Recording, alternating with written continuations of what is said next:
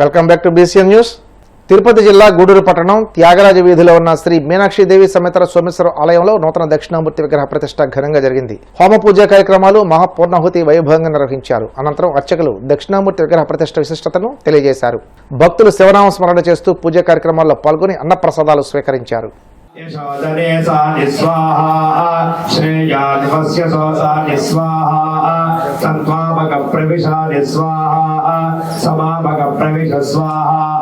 तस्मिन् समबभूव समेतो मेधया आप्नुतो अमृतस्य देवदारुणो भूयातो शरीरं मे विजर्षतो चित्वा मे मदोत्तमा कर्णा स्मृतं मे गोपाय आवान्ति विदुर्माना कुर्माना धीरवात्मनः वासाकं शिवभगावश्च अन्नपानेति सर्वदा नो मे श्रीरमावः स्वाहा नमायन्तु ब्रह्मचारिण स्वाहा नमायन्तु ब्रह्मचारिण स्वाहा मृत्युंजयाय रुद्राय नीलकंठाय शंभवे अमृतेशाय नमः स्वाहा मृत्युंजयाय रुद्राय महादेवाय ते नमः स्वाहा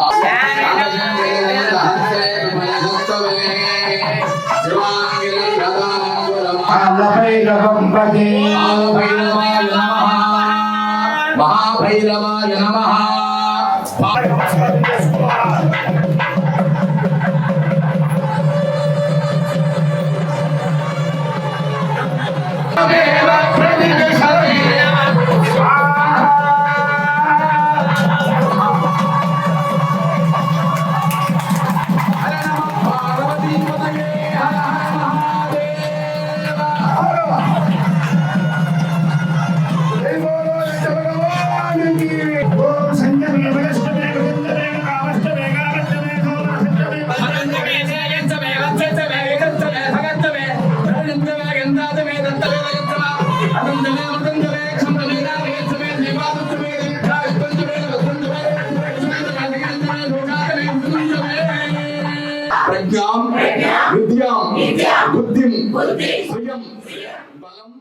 కార్తీక మాసం తొలి సోమవారం సందర్భంగా ఏలూరు జిల్లా భీమడోలు వ్యాప్తంగా శైవ క్షేత్రాలు శివనామస్మరణతో మారుమోగాయి. భీమడోలు శ్రీ భీమేశ్వర స్వామి ఆలయం, పొలసనపల్లి శ్రీ రామలింగేశ్వర స్వామి, గుండుగోలను శ్రీ బ్రహ్మరాంభ మల్లేశ్వర స్వామి, అంబరపేట శ్రీ ఉమా రామలింగేశ్వర స్వామి, పోళ్ల సకలేశ్వర స్వామి ఆలయాల వద్ద తెల్లవారుజాము నుండి భక్తులు బారులు తీరారు. విశేష అభిషేకాలు, పూజలు నిర్వహించారు. ఆలయ ఆవరణలో మహిళలు భక్తి శ్రద్ధలతో కార్తీక దీపాలు వెలిగించారు.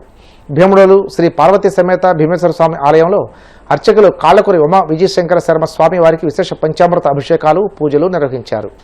ఆలయ ఆవరణలో మహిళలు పెద్ద ఎత్తున కుంకుమ పూజలు చేశారు.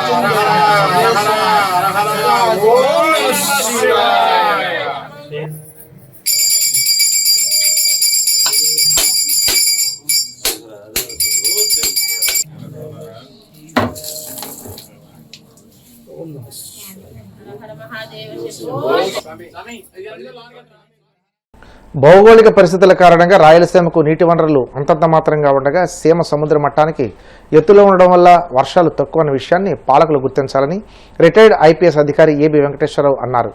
కడప నగరంలో ప్రెస్ క్లబ్లో రాయలసీమ సాగునీటి ప్రాజెక్టుల సమస్యలపై ఏర్పాటు చేసిన రౌండ్ టేబుల్ సమావేశంలో మాట్లాడారు. రాయలసీమ ఎదుర్కొంటున్న దీర్ఘకాలిక నీటి సమస్యను పరిష్కరించేందుకు ఎవరో ఒకరు బాధ్యత తీసుకోవాలన్నారు. ఈ ప్రాంతంలో ఓట్ల కోసం కాకుండా రైతుల బాగు కోసం ప్రాజెక్టులు కట్టాలన్నారు. అయితే రాజకీయ నాయకులు ఓట్ల కోసం ప్రాజెక్టుల హామీలు గుప్పించి ఆపై నిర్లక్ష్యం వహిస్తున్నారని ఆవేదన వ్యక్తం చేశారు. ఈ గాలేరు నగరి సుజల స్రవంతి అనే ప్రాజెక్ట్ ఏదైతే ఉందో అది కడప చిత్తూరు జిల్లాల రైతుల కోసం ఉద్దేశించబడింది. అది ఈ రోజున గండికోట నుంచి నగరి వరకు వెళ్లే ప్రాజెక్టు.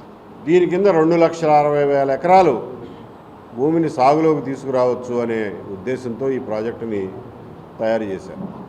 ఆశ్చర్యం ఏమిటంటే కడప చిత్తూరు రెండు కూడా ముఖ్యమంత్రుల జిల్లాలు అయినప్పటికీ కూడా ఈ ప్రాజెక్టు విషయంలో గత 5 సంవత్సరాలుగా 6 సంవత్సరాలుగా ఏమాత్రం పురోగతి కనిపించడం లేదు.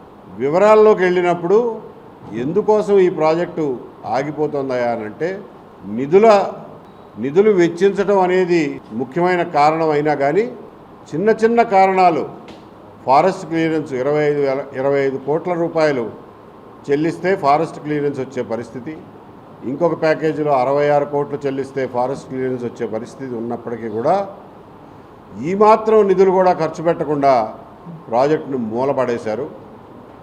ముఖ్యంగా చిత్తూరు జిల్లాకు సంబంధించినంత వరకు ఒక ఆల్టర్నేటివ్ పద్ధతిలో ప్రత్యామ్నాయ పద్ధతిలో 1,000 కోట్ల రూపాయలు మళ్ళా లిఫ్టుల కోసం ఖర్చు పెట్టి కొత్త కాలువల కోసం ఖర్చు పెట్టి సోమశల నుంచి నీళ్లు తీసుకువెళ్లే ప్రత్యామ్నాయ ప్రణాళికలు సిద్ధం చేశారు. పనులు కూడా జరుగుతున్నాయి. అక్కడ 1,000 కోట్లు ఖర్చు పెడతారు. కడప జిల్లాకు వచ్చేసరికి కడప జిల్లా దాటేంత వరకు అంటే పాత కడప జిల్లా దాటేంత వరకు యాక్విడక్ట్లు, డిస్ట్రిబ్యూటరీలు, రిజర్వాయర్లు, కాలువ నిర్మాణం వీటన్నిటికీ కలిపినటువంటి అంచనా వ్యయం 4,500 కోట్లు. కేవలం 4,500 కోట్లు ఖర్చు చేస్తే కడప జిల్లాలో 1,55,000 ఎకరాలకి సాగునీరు అందించవచ్చు. కడప జిల్లా రైతాంగం రూపురేఖలు మారిపోయే పరిస్థితి, ఇక్కడ సామాజిక పరిస్థితుల్లో గణనీయమైనటువంటి పాజిటివ్ మార్పులు వచ్చే అవకాశం ఉంది. అయినప్పటికీ కూడా ఈ జిల్లా వాసి అయినప్పటికీ కూడా జగన్మోహన్ రెడ్డి గారు దాన్ని పట్టించుకోలేదు. ఇప్పటి ప్రభుత్వం కూడా దాన్ని పట్టించుకోకుండా ఎంతసేపు గండికోట నుంచి కొన్ని 1,000 కోట్ల రూపాయలతో లిఫ్టులు చేసి వేరే చోట్లకి నీళ్లు తీసుకుపోదామా అనే తపనే తప్ప మెయిన్ ప్రాజెక్టు గ్రావిటీ ద్వారా నీళ్లు పారే ప్రాజెక్టుని పూర్తి చేద్దామన్న శ్రద్ధ కనిపించడం లేదు. ఈ సంవత్సరం శ్రీశైలం నుంచి వరద ఉధృతి ఎక్కువ ఉంది. ఈ సంవత్సరం దాదాపు 1,300 టీఎంసీలో కృష్ణానది నీళ్లు ఎప్పుడూ లేని విధంగా సముద్రంలో కలిసిపోయినాయి.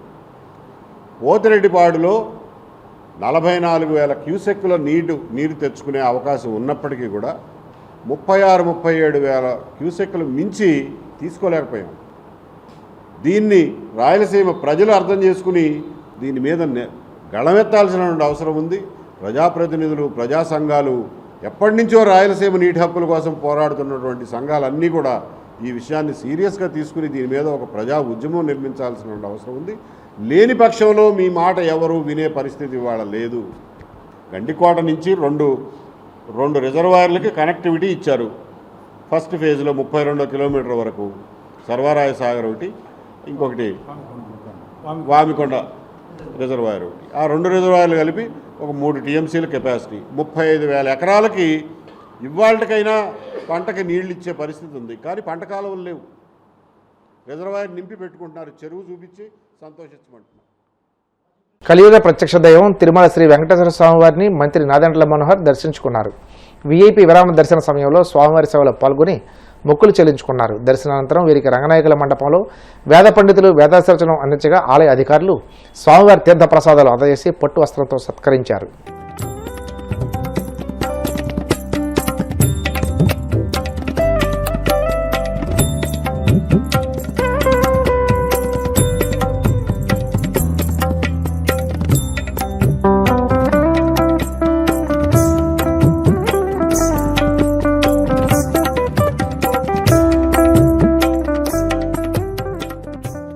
వార్తలు ముగించే ముందు ముఖ్యాంశాలు మరోసారి. కాకినాడ జిల్లాపై మొంతా తుఫాను ప్రభావం. కాకినాడ కలెక్టర్ కార్యాలయంలో అధికారులు ప్రజాప్రతినిధులతో జిల్లా ఇన్ఛార్జి మంత్రి నారాయణ సమీక్ష. రాష్ట్రానికి పొంచి ఉన్న మొంతా తుఫాను ప్రమాదం, విపత్తుల నివారణపై మంత్రి అనిత ఉన్నత స్థాయి సమీక్ష, అధికారులంతా అప్రమత్తంగా ఉండాలని ఆదేశం. ఆదర్శ సమాజంలో ఉపాధ్యాయుల పాత్ర కీలకమన్న మంత్రి నిమ్మల రామనాయుడు. ధర్మరావు ఫౌండేషన్ ద్వారా ఉచితంగా డిఎస్సి శిక్షణ పొంది ఉద్యోగాలు సాధించిన 40 మందికి సత్కారం.